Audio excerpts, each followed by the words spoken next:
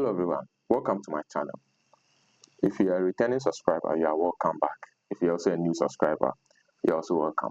Kindly subscribe to the channel, like the video and share with your friends. In today's tutorial, we are going to learn about regression analysis. We are going to learn the mathematics of regression analysis. That is the mathematics behind regression analysis. We will look at the types of regression analysis and how to model a regression analysis. In the subsequent video, we will be looking at how to implement this in statistical softwares such as R, Python, or Excel. So stay with me. So the first thing that we want to look at, what is regression analysis? When we've heard of regression analysis or regression model before. So what is a regression analysis or what is a regression model? So we say that a regression analysis is a statistical method. It's a statistical method that is used for estimating the relationship among variables in a data set. Now, when you are given a data set, you know the data set consists of so many variables. And to know the relationship among these variables, let's say we have variable X and variable Y. To know the relationship among these two variables, we use regression analysis to see the relationship between them, how one variable is related to the other. So that is, it makes it possible to infer or predict a variable on the basis of one or more other variables. Now, if we have a variable, if you have, or let's say we want to predict the salary of an employee, okay, one of the way that we can do that is that we can look at maybe the level of education of the person, the work experience of the persons, and we use those variables to predict the other variable, which is the salary of the person. And when we do that, we are doing regression analysis. We are predicting. So we are using regression analysis to predict. So we can use either the two variables, which are the other variable, which are the level of education and working experience, to predict the salary, or we can use only one of the variables, which is either we use level of education to predict the salary or work experience to predict the salary. In any way, once we do that, we are doing regression analysis. So we say that the variable to infer or to predict is called the dependent variable. So at any time that we predict a particular variable, that variable becomes dependent variable or target variable or response variable. That is the one that we are predicting. That one becomes the dependent variable because it depends on the other variables. And the variable the variable or variables that we use for the prediction is called the independent variable or the the predictor variable. So when we use a particular variable to predict one other variable, the variable that we use to predict becomes the independent variable. So in the case of our first example, which is a level of education and then working experience to predict salary, the salary in this case becomes the dependent variable because it depends on the level of education and working experience. And then the working experience and level of education now becomes the independent variable because they are used to predict either independent or predictor variable. They are used to predict the dependent variable. So that is that one. And then the goal of regression analysis is to predict a variable by one or more other variable, as I said earlier on. So when we want to predict the salary, see that we use one variable, which is level of education or working experience, to predict it. So when we do that, we are using two variables. So it's either we use one or more to predict the salary, or it can also be to measure the influence of one or more variable on the other. So in this case, if we want to measure the influence of level of education and working experience on salary, we are using regression analysis. So that is also another way. So we have this goal of regression analysis. Either we use it to predict one variable by another, or to measure the influence that one or more variables are having on another variable. So when we take this particular case, we can look at this as saying that here we have a salary, we have our salary here, and we want to predict the salary. And when we want to predict the salary, it's either we use the level of education or the working experience and then age. We can use these three, all the three, to predict the salary. And when we do that, we are also doing regression analysis. On the other hand, we can also use only one, which will be either education, to predict. As soon as we use that to predict salary, we also do regression analysis.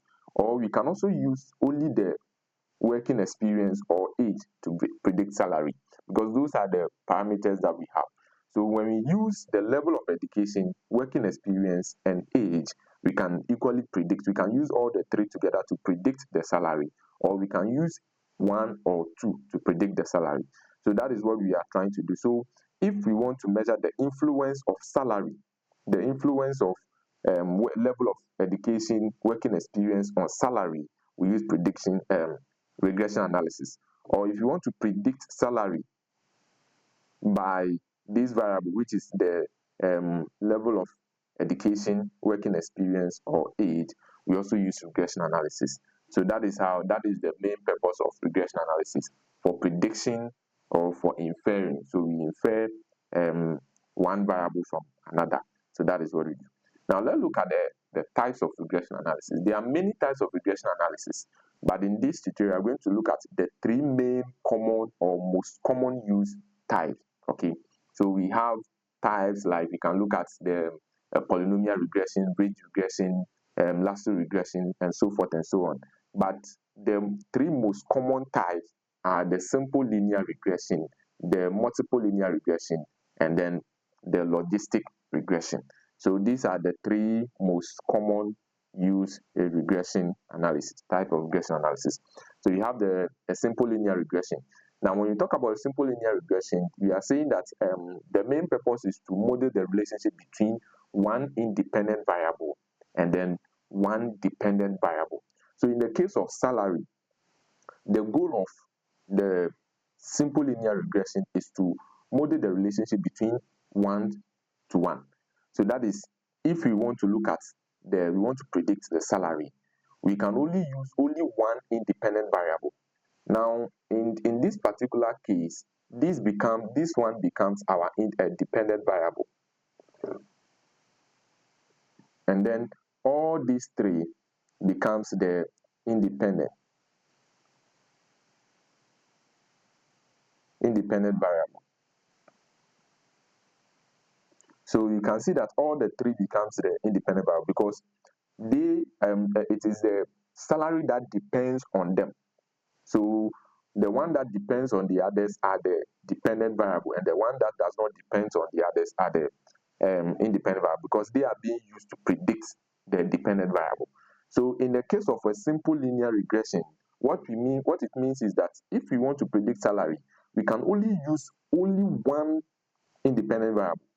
So if we are to predict salary using simple linear regression, we can either use only working experience. So we have our independent variable to be working experience.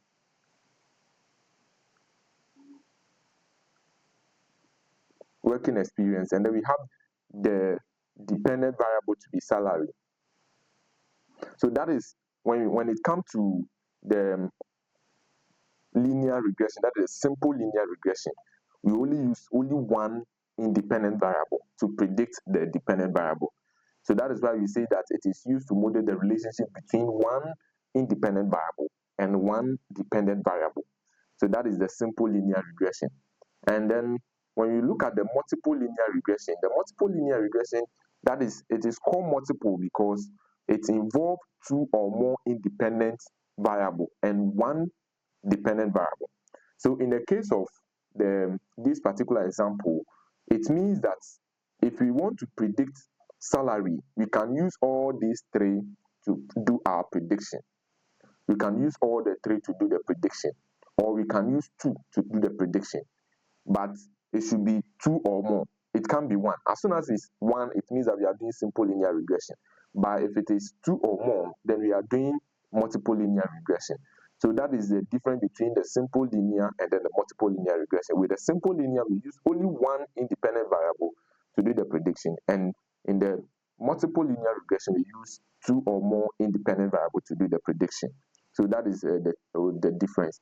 And when it comes to the third type of regression analysis, that is a logistic regression. Now, the logistic regression is used to predict a categorical dependent variable based on one or more independent variable. So with a logistic regression, we can use more independent variable or we can use one. But here, our aim is to predict a categorical variable. That is, for example, if we want to make a prediction to ascertain whether a customer will purchase an item or not. So it means that our response, that is the outcome, will either be yes or no. So anytime we want to predict a categorical variable, that is yes or no, success or failure, we are going to use logistic regression. That is what we use to do that particular prediction. So, or if you want to example, one example is that predicting the type of vehicle a person will purchase. Okay, either we have a car, bike, truck, motorbike, or whatever. So at any time we want to predict the categorical outputs. That is a binary out, which we have a binary outcome. We have yes or no, success or failure. We use logistic regression. Another example could be we want to predict whether a customer will subscribe to a bank subscription, a customer will subscribe to a newsletter, a customer will subscribe to. The answer is going to be either yes or no. So either the customer subscribe or the customer does not subscribe. So anytime that we are doing, we want to predict categorical output, which is the yes or no, then we use logistic regression. That is what we use. Now let's look at some few examples over here, and then we look at the equation that we're using. Now suppose we are a real estate analyst. And then we want to predict the outcome. We want to predict the selling price of a house based on maybe we have a square footage, we have the number of bedrooms, we have the state or the index of the place. We can use regression analysis in all these areas. Now let's see some things over here. Now here, the selling price is our dependent variable because it depends on either the square footage, the number of bedrooms, and any other variable that is added. And then the square footage, the number of bedrooms, becomes our independent variable. So this becomes our independent variable, whilst this becomes the dependent variable. Okay, so anytime that we want to do such a prediction, that is the way we go about it. Now, we say that for a simple linear regression, the selling price will depend on only one independent variable. Only one independent variable. That is for a simple linear regression. The selling price will depend on only one. So the selling price can depend on either the square footage or the number of bedrooms. But we cannot use all the two independent variables in the simple linear regression. And when you go to the multiple linear regression, the selling price will depend on all the independent variables. So if we are giving 5 independent variables, the multiple linear regression will depend on all of them. Okay, so now let's look at how we can estimate the regression analysis, the simple linear regression, and then the multiple linear regression. Now the logistic regression, we will look at some of the comparison, and then we take some case studies for the simple linear regression and the multiple linear regression and solve it mathematically. And then in our subsequent video, we will look at how to implement it in Excel, R, or Python. So we have a formula for all of them, where we say that for a simple linear regression, we have y cap, we call it y cap, is equal to beta naught plus beta 1 x plus an error term. Why do we include an error term? This is what we call the error term. So it is the error term. Why do we include an error term in a linear regression, either multiple or simple? Why do we include it in it? We include it because in a real case situation, there can be a perfect relationship between the dependent and independent variable. So because there can be a perfect relationship, it means that there could be some error that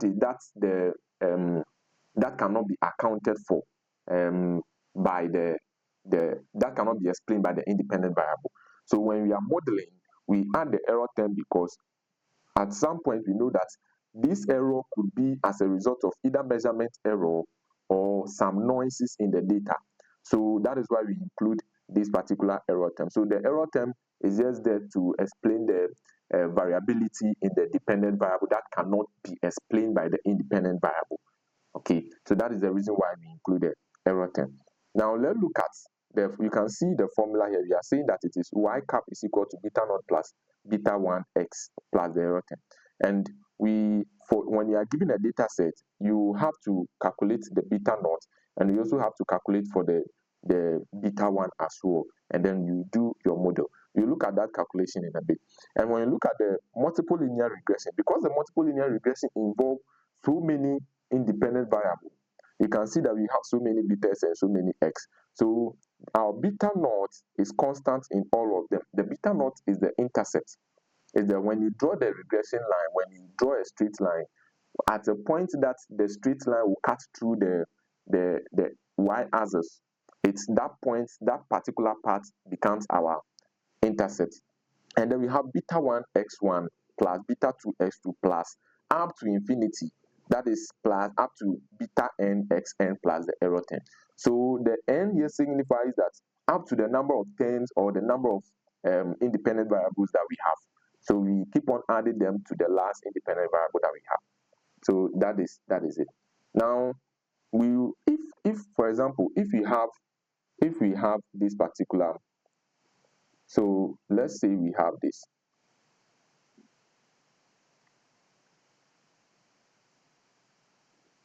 So we have this, and then we have this, and then we want to look at,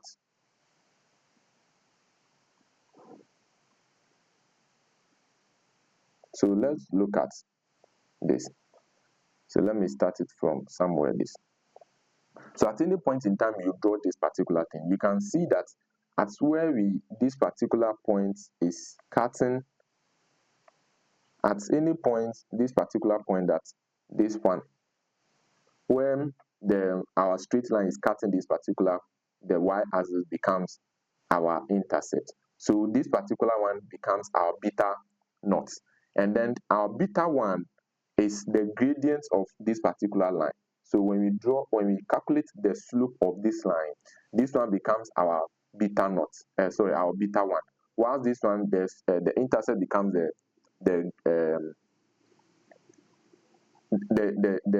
beta naught that we are looking for. So that is what we do.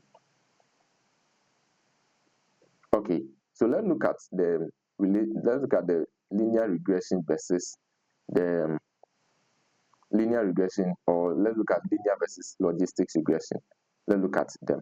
So you see that suppose an organization wants to determine an employee's salary increase based on their work performance rating, and then we use linear regression. Now you can see that here we want to predict a salary based on rating. So you can equally see that the outcome we want is not yes or no answer.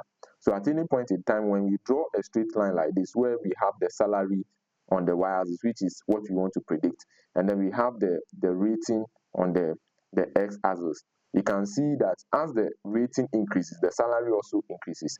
So at this particular point, we have the intercept over here, and then when we draw a slope under this particular one, we can be able to calculate the gradient or the beta naught. So that is what we have over there. And then at a point where the company will want to predict maybe whether an employee gets a promotion or not, you can see this one, in this case, either yes or no. So it's either the person gets promotion or the person doesn't get the promotion, or there's a probability that the person will get a promotion. So it will lie between yes, no, or yes.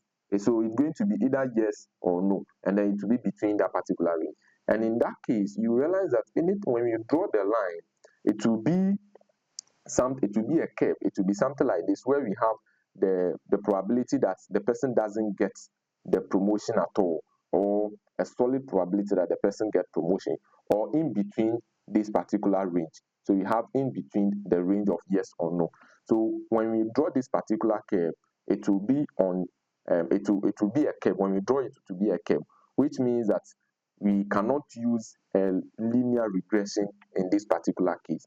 So that is where we use the logistic regression. So we say that in the case of this particular, we represent the yes by 1 and then no by 0. So that is, we code the yes or no to 0 and 1, and then when we draw it, this is what we are going to get. So that is how we compute our that is the difference between the linear regression and then the logistics regression. Now let's look at some case study. Let's look at a case study over here. So suppose you are a real estate analyst, and then you have been tasked to predict the selling price of a house based on its square footage. So we have been given the square footage of the areas, and then you were also given the prices of the house of those particular square footage that were given to you. And then the prices, you can see that we have 100 square footage. 1,000 square footage is selling us 200,000. This is in $1,000. So it means that $200,000, $240,000, $300,000, $360,000, $400,000. So this is what we have.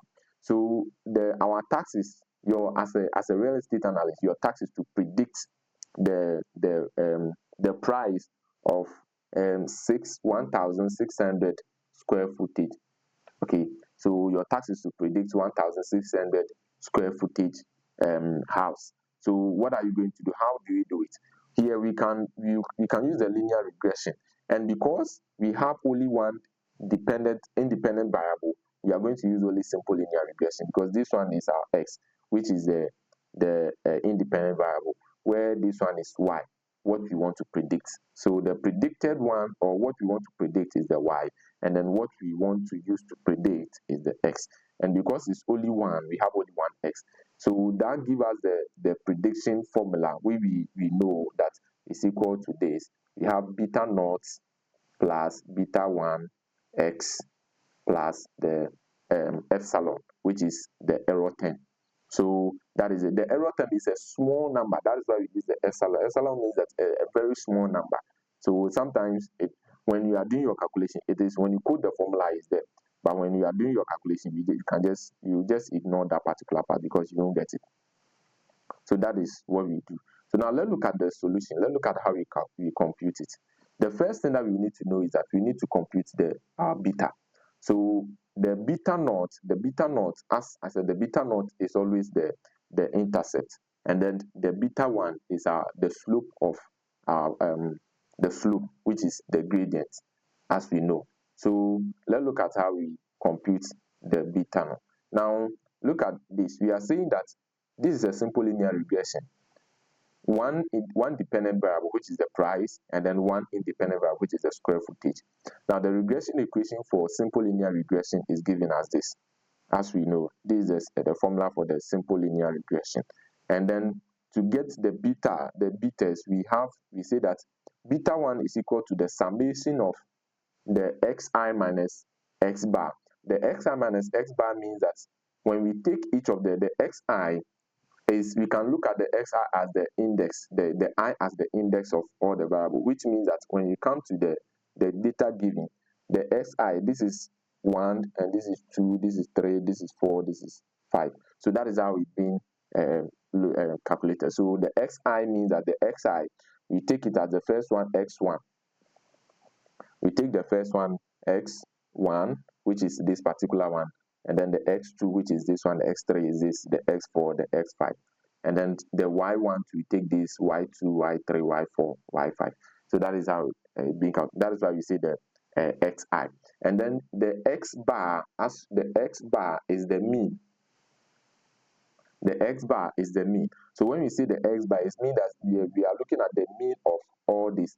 Y bar, we are looking at the mean of the y variables. So that is what we are looking at. So we say that the summation, the summation of xi minus x bar times yi minus y bar all over the summation of xi minus x bar squared. And then the beta naught is calculated as the mean of the dependent variable, which is the y, minus beta 1 times the mean of the independent variable that we have. So if we look at this particular value, this over here, for us to get the x bar, we would do the computation as this. So let's look at this. So you see that x bar will be equal to the summation, which means that you have 1000 plus 1200 plus 1500 plus 1800 plus 2000 all over how many? The end, which is 1 2 3 4 5, so it's 5. Okay, so the formula actually for the x bar is actually equal to summation of x all over n. The summation of x all over n means that we are summing up all the x and then we are dividing by the total number of variables. So we can see the 5 variables 1 2 3 4 5. So that is what we do. So this is how we compute the x bar.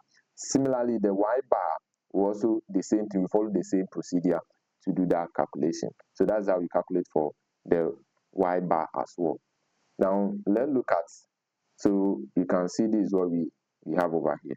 We have the y bar, which is, you see, the x bar, which is equal to xi over summation of xi over n, which is giving us this, and then the final answer is giving us 1500, and that of the y we have 300. Okay, so the next thing that we need to do is to find this one, the xi minus x bar. We calculate this particular one. So what we are going to do is that we will take them one by one. So when we take the first one, xi, when I is equal to 1, so we are going to have 1000 minus the value of the x bar, which is 1500, and then we put the value down. Then we move on to the next one again, 1200 minus this, 1500 minus 1500, 1800 minus 1000. So that is what we are going to do.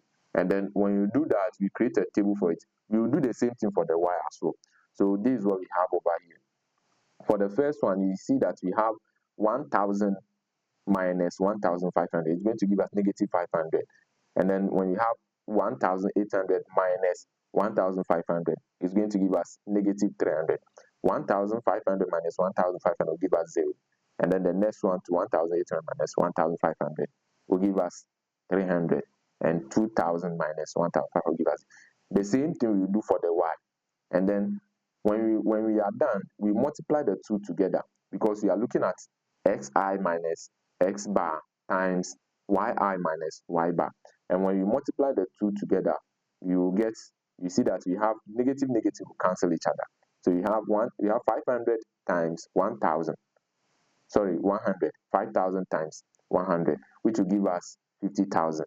And then the 300 times 60 will give us 18,000. The negative will actually cancel each other. And we have 0 times 0 will give us 0. 300 times 60, 500 times 100. And then this is what we get.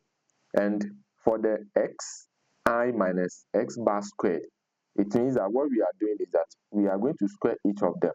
So when we take this particular one, we square it. When we take this, we square it. When we take this, we square it. When we take this, we square it.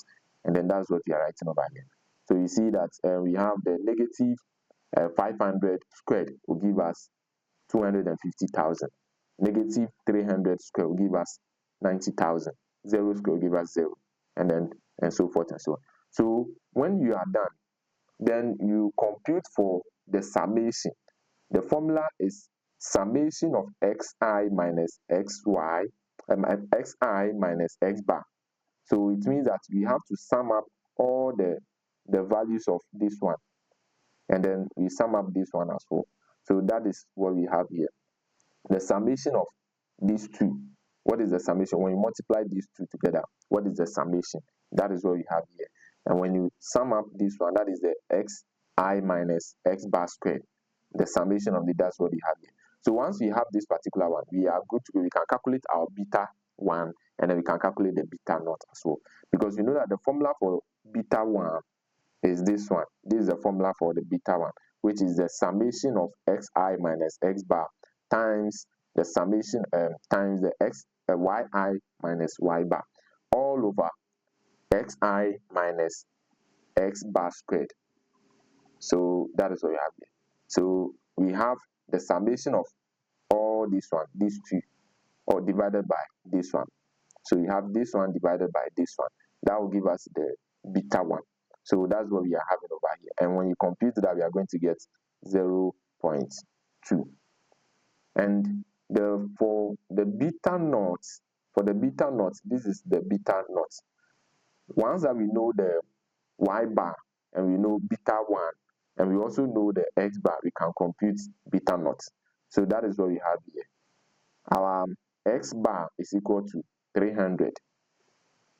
Our x bar, that is what we have here, is 300. Our x bar is 300, and then y bar, and then the x bar is 1500. So this is y and this is x.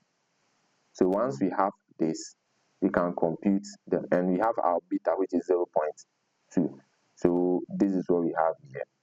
So you can see we have 300 minus 0.2 times 1500, and when you compute it, you are going to get 0, which means that our beta naught is 0 in this particular equation. In this case, our beta naught is 0, giving us a equation and a regression equation of no beta. So it means that our regression of equation is having no beta naught. Okay, that is, there's no intercept in this particular. It's given an intercept of 0. So it means that when you draw the regression equation, it will pass through the 0. It will pass through that is the 0 between the x and y. That is where it's going to pass. So it means that the intercept here, it's 0. So that is what it means.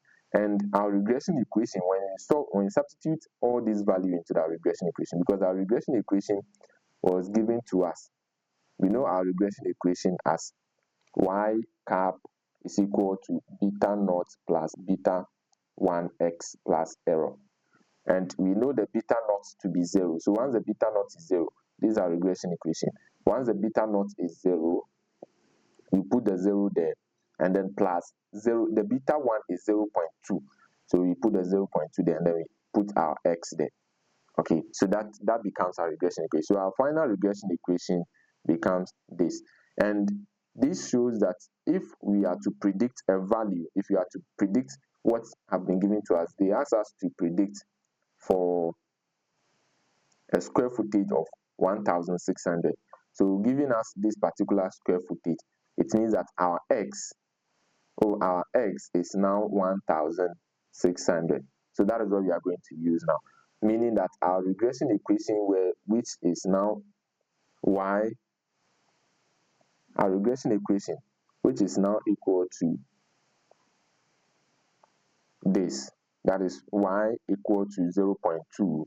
When we want to predict that particular value, our x will be 1600, and then the regression equation, we substitute the 1600 into it, then we can get the price for the 1600 square footage house. And when we do that, the 0.2 times 1600 is going to give us 320. And remember that this is in thousands, that is thousands of dollars. So which means that what we have over here is $320,000. That is the price for the 1600 square footage, giving us this particular price. Now we can plot this to show to see if it falls between that particular range. And when we do that, this is what we are going to have. We can see that from the table given to us, we have that is the square footage, which is the 1000, 1200, 1500, 1800 to 2000, and we have the price ranging from $200 to $400,000. So that is what we are having. And right after, because our intercept is 0, you can see that the line is passing through the 0 point over here. This is where the line is passing through, because our intercept is actually 0. So it's passing through that particular over there. And then when we compute, when we draw the graph, if this is not drawn to scale, but when you put it on a graph book, you realize that after the 1,500 is 1,600, and when you plot it to touch this particular and you trace it back to where the price is supposed to be, you'll be getting $320,000. So that is how we do a regression analysis for simple linear regression.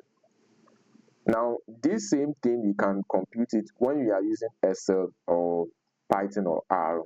You can also compute that, and with that one, you will not be doing this mathematics. But there is a mathematics behind that regression analysis in Excel or Python that we do. In our subsequent video, we look at how to implement this in a Excel or Python or R.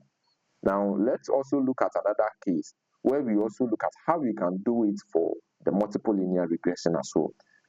Okay.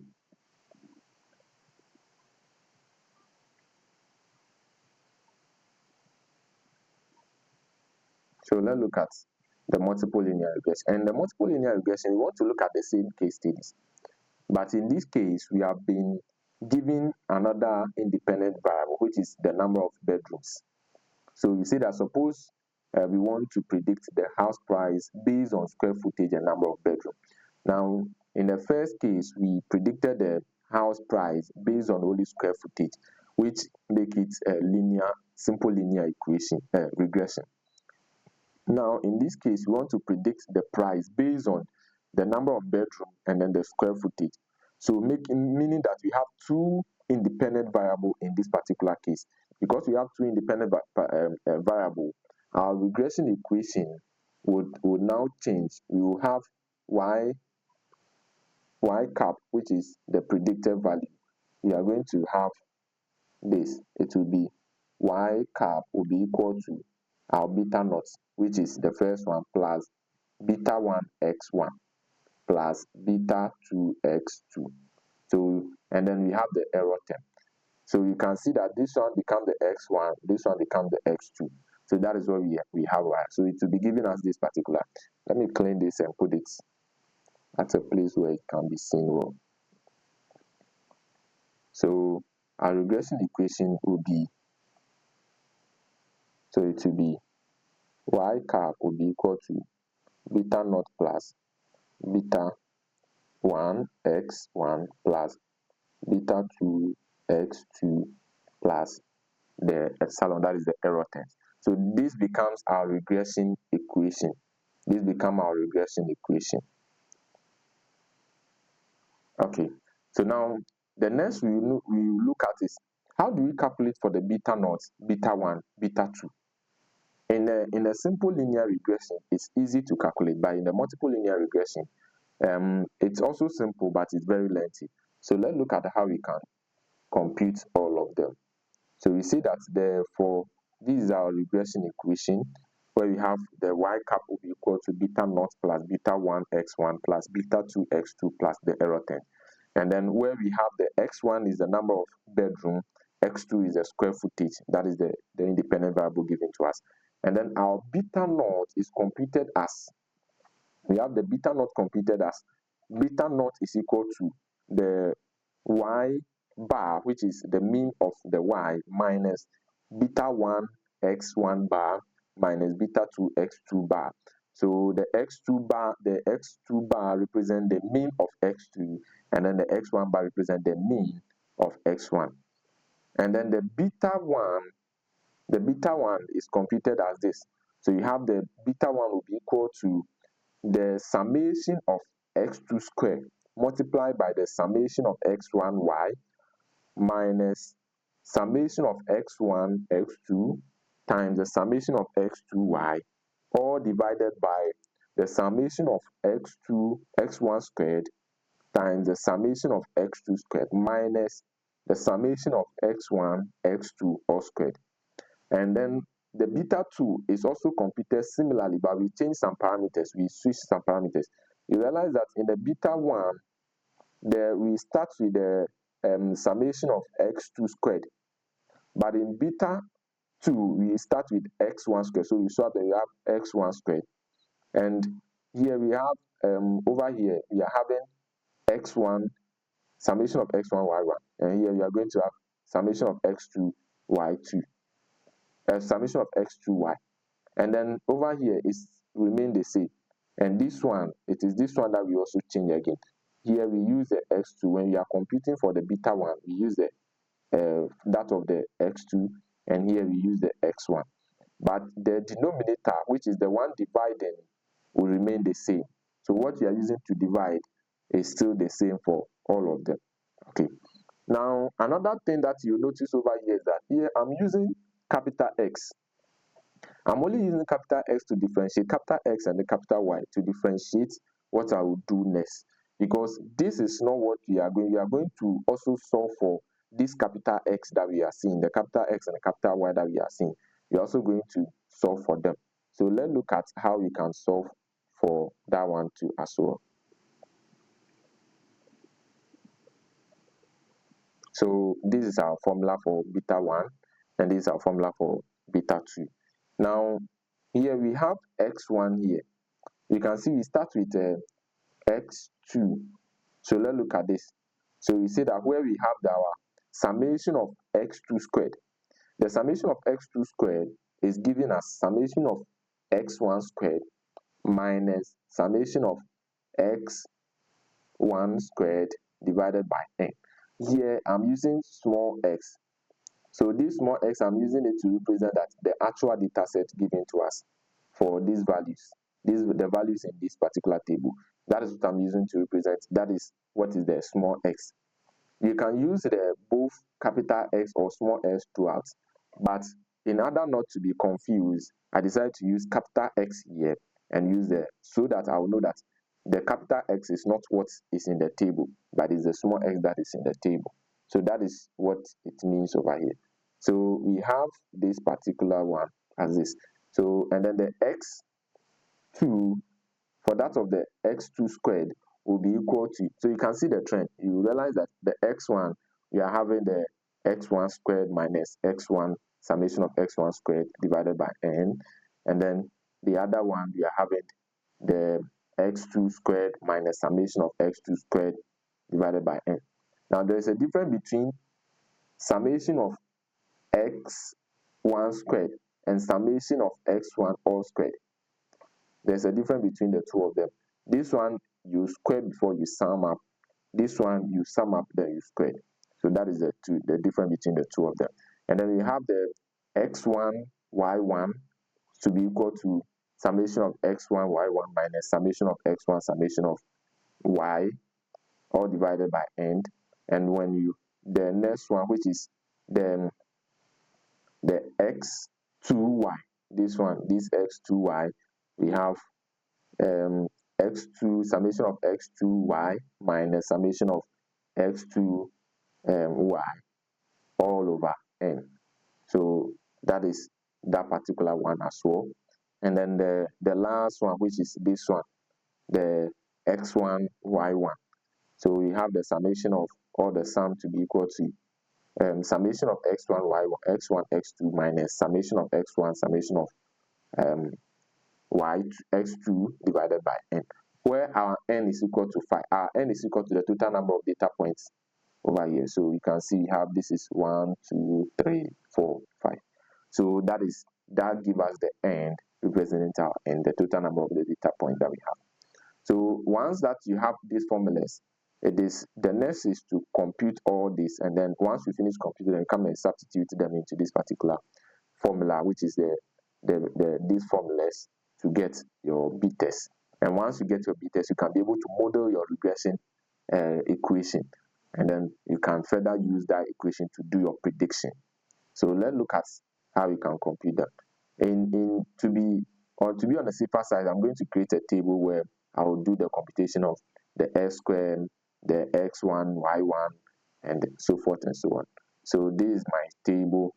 Now you can see that, first of all, I list all the values once again given. So these are over here, this part was what was given to us, and not all of them. So this one, starting from here to this part. So this was what was given us, where the x1 is the number of bedroom, the x2 is the square footage, and then the y is the price that was given to us. That's the house price, the selling price. So what we need to do is that the first we need to compute that we need x2 as x1 squared, x2 squared, we need x1 y1, x1 y, we also need x2 y, we also need x1 x2. So the x2 square simple means that here I'll take this one and square it, and that is what I have here.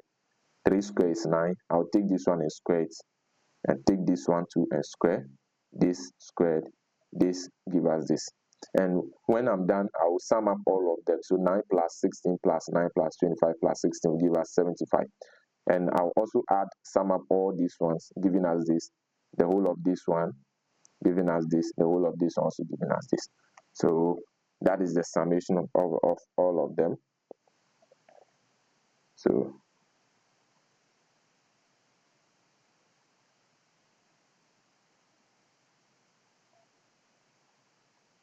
okay, so let's look at our next one. Let's look at the next one.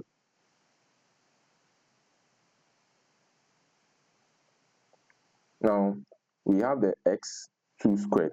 The x2 squared is also this one. The first one is we have 1200 squared. This is what it's going to give us. And then we also have the 1500 squared, also give us this. And then this one also give us this particular one.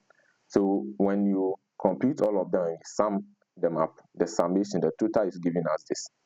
We do the same thing. Now the next one, we see we have x1y. The x1y means that this one times this one. So let me use red here. We have this one times this one. That is what we are using over. That's what giving us this. We have 3 times 240 giving us 720. 4 times 310 giving us this. So we will do that the same thing throughout. This times this, this times this, and then they will give us all this. When we are done, then we sum up all of them to give us this. Once we are done, we also use we do the same thing for x2y.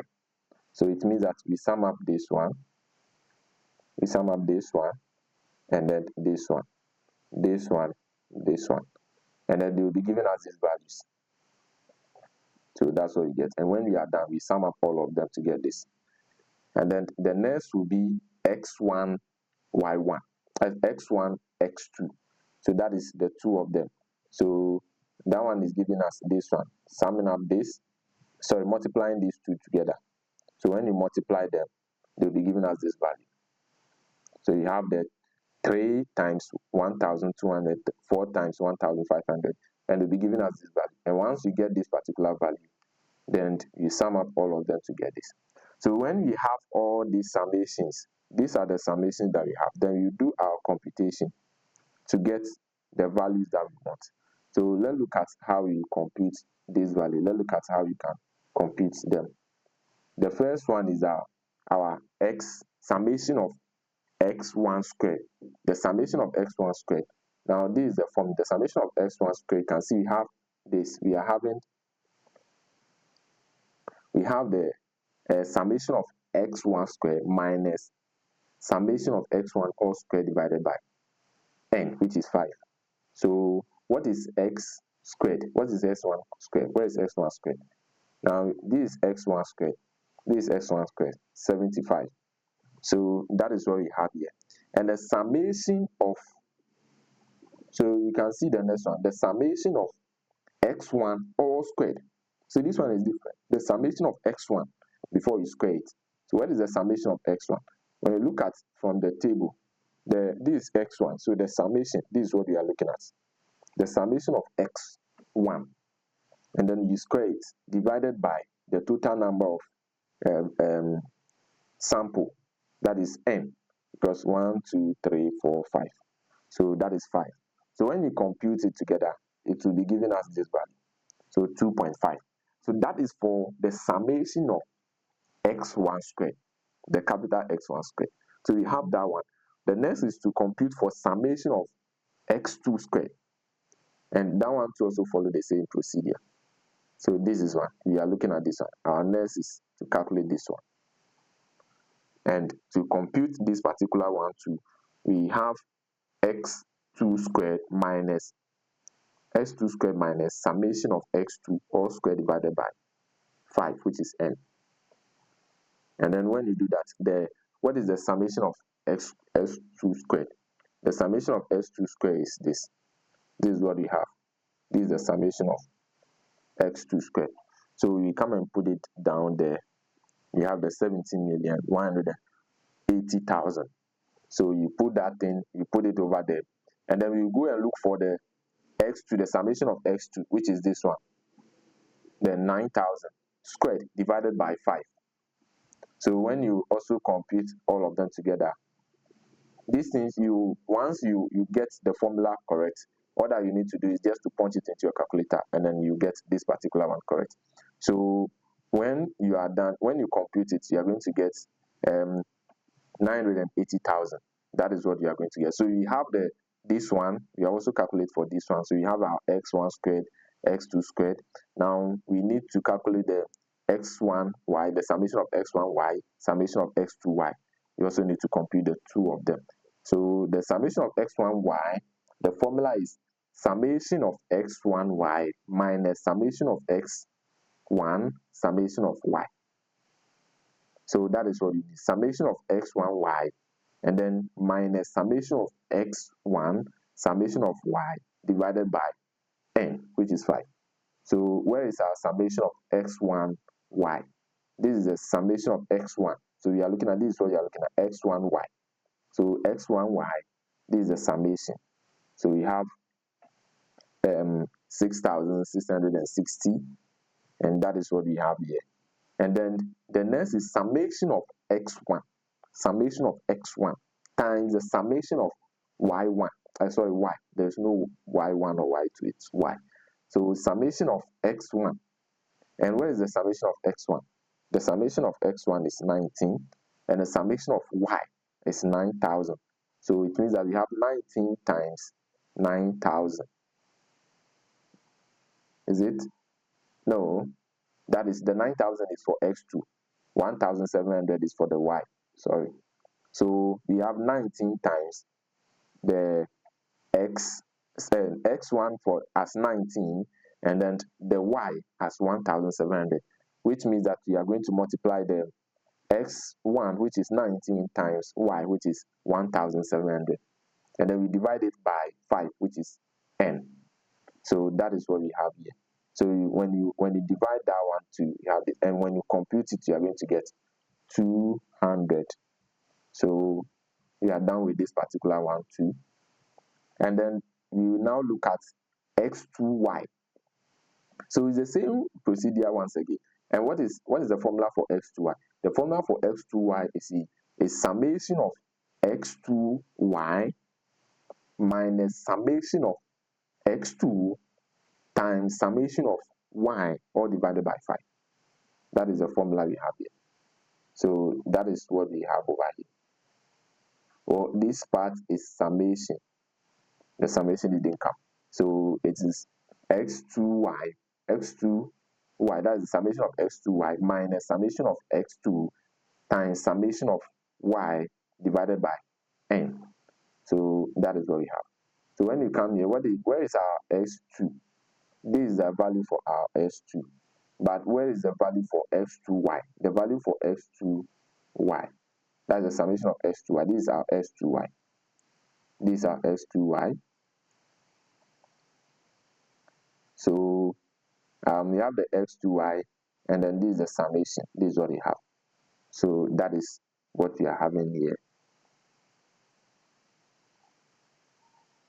And then when you put that one here, minus the summation of x2 is 9,000 times summation of y, which is 1,700, divided by 5. And when you compute all of them together, you get this. So we have this one as well. So the last one, which is summation of x1, x2. And that one is equal to the summation of x1, x2 minus summation of x1 times the summation of x2, all divided by 5. And that is what we have here. We have the summation of x1, x2 minus summation of x1 times the summation of x2 divided by n, which is 5. So we also have that one. Where is our x2, x1, x2? The summation of x1, x2 is this one. We have x1, x2 here, and this is the summation, 35,000. So we use the 35,000 multiplied by the summation of multiplied by summation of x1, summation of times summation of x2. So we have that the x1, which is 19, the x2, which is 9,000 divided by 5. And when you compute it, you are going to get 800. So now we also have this one as well. So now we can move ahead to compute for the beta 1 and beta 2. And then we use the beta 1 and beta 2 to compute for our beta naught. So let's look at it. Now, the beta naught, the beta 1, you remember the formula that we quote, the formula which is this one. This is the formula. So let me rewrite it at the top here.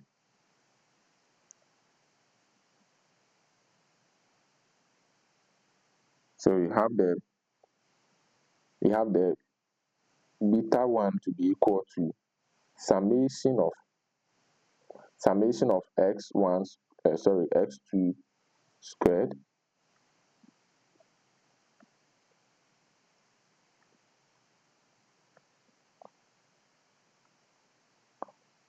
x2 squared. So we have x2 squared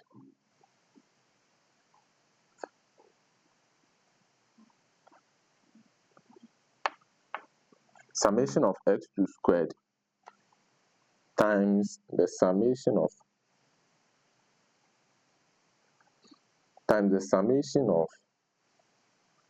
we have the summation of x1 y minus summation of we have the x1 x2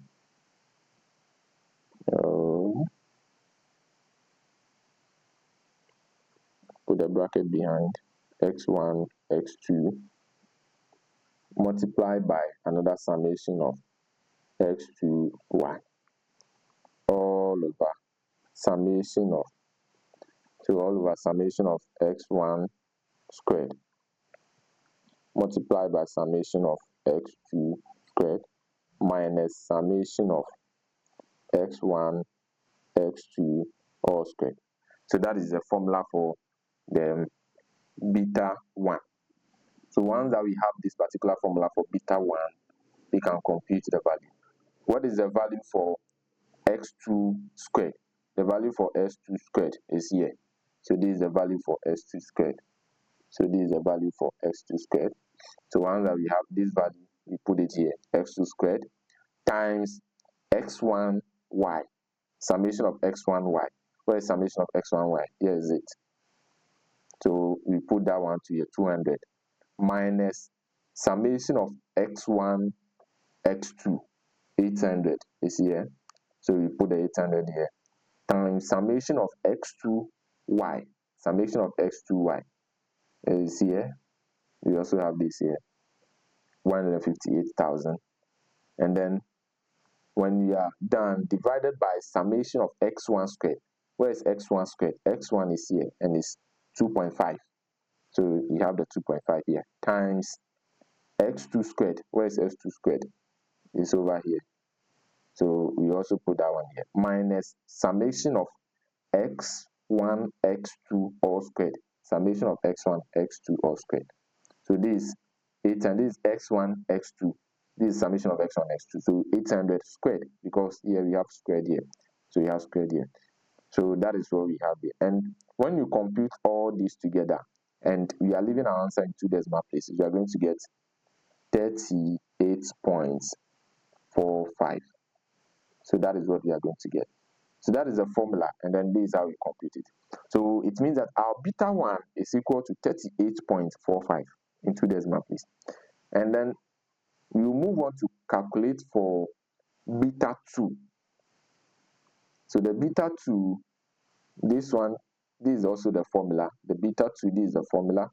And we have summation of x1 squared times summation of x2y minus summation of x1 x2 times summation of x1y, all divided by summation of x1 squared times summation of x2 squared minus summation of x1 x2 all squared. And when you have that particular one, we will put the value inside.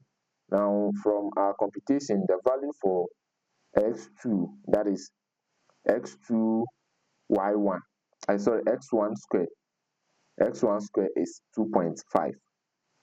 It's 2.5 over here. So that is x1 squared. And then we also have for x2y, summation of x2y. Where's summation of x2y? Here's it. So we also put that one inside. So we put it inside in our formula. So 158,000 minus summation of x1, x2. Summation of x1, x2. This is summation of x1, x2. And it's 800. So that one times summation of x1, y. Summation of x1, y. Summation of x1, y. 200. So times 200. This is what we have here. Divided by summation of, so the divided by, it is just the same as for the beta one. So you just copy the same thing. So it does the same thing. So you can see that it is the same thing over here. So once that you have that too, you punch it in your calculator, and then you can punch it one by one, or you can punch all together, and you'll be getting 0.1298 and some other decimal numbers. And when you run it to 2 decimal place, you are going to get 0.13. So this is our final answer for beta 2. So we also have a beta 2. So the next is to compute for beta 1. And we know that the beta naught, we know that the beta naught is giving us this. This is the formula for beta naught, which is beta naught is equal to y bar minus beta 1 x1 bar minus beta 2 x2 bar. So what it means is that we have the mean of the mean of y minus beta 1 times the mean of x1 minus beta 2 times the mean of x2. And to calculate the mean, we know from our previous, we learned that for x bar, it is equal to summation of x all divided by n. And in this case, we have x1, so it means the mean of x1 will be equal to summation of x1 divided by n. And then that of x bar 2 will be equal to summation of x2 all over n. And the y bar will be giving us summation of y all over n. So this will be the formulas that we'll be using. And then the summation of x1, when we come here, the summation of, we are starting with y. So the y bar, the summation of y bar, we have it as the summation of y divided by 5. From our table, the summation of y is 1,700. When you sum up all the y, you get 1,700. So it is a 1,700 divided by 5. And that is what we have here. Minus the beta 1. The beta 1, when you computed it, we had 38.45. So it is a minus 38.45 into brackets x1. The mean for x1, the summation of x1 is 19. So divided by 5 minus the beta 2, which is 0.13, times the mean for x2. The x2, when we sum up all the x2, we had 9,000. So it means that here we have 9,000 divided by 5. And then when you compute all of them together, this one, 1,700 divided by 5 will give us 340 minus 38.45 times 19 divided by 5 will give us 3.8 minus 0.13. 9,000 divided by 5 will give us 1,800. And when you solve all of them together, we have 340 divided by 340 minus this times this will give us 146.11 minus this one times this one, also going to give us 234. When you compute all of them together, you are going to get negative 40.11. So that becomes our beta naught, which means that our equation, which we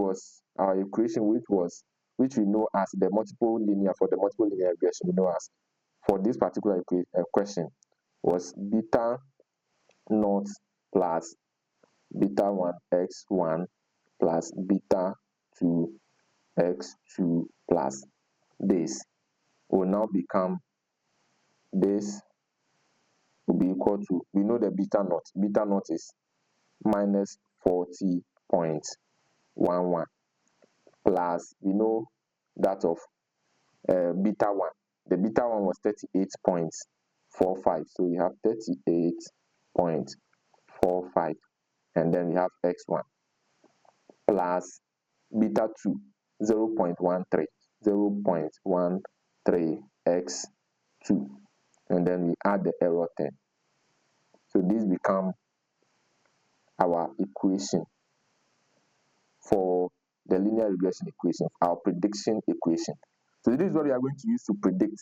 So whenever they give us the number of bedroom, maybe they want us to predict for 5 bedroom, then that 5 becomes for, we replace the x1 by 5, and then when we have the square footage as maybe 3,000 square footage, we replace the x2 by that square footage, and we can predict the price of that particular house on that square footage with that particular bedroom, number of bedrooms. So this becomes our equation. That is what we also have here. Therefore, the y predicted value becomes, is the same thing that I just wrote here. So it's just the same thing. You can see now we have minus 40.11 plus 38.45 x1 plus 0.13 x2 plus the error term. As for the error term, there is always, because it is just used to explain the variabilities.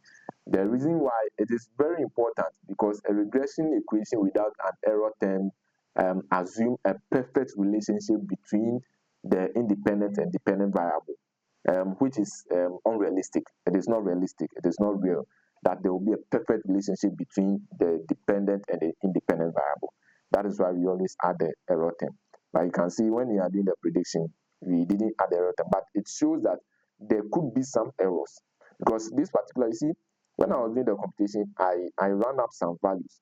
I ran it to 2 decimal places, meaning that I've ignored some small numbers over there, which means that it is not perfect, because I didn't use all the decimal places, so it's not perfect. Additionally, there could be some small errors in the measurement. When they were measuring the square footage, there could be a mistake where instead of maybe 300, they will write, or instead of maybe 299, they will write 300.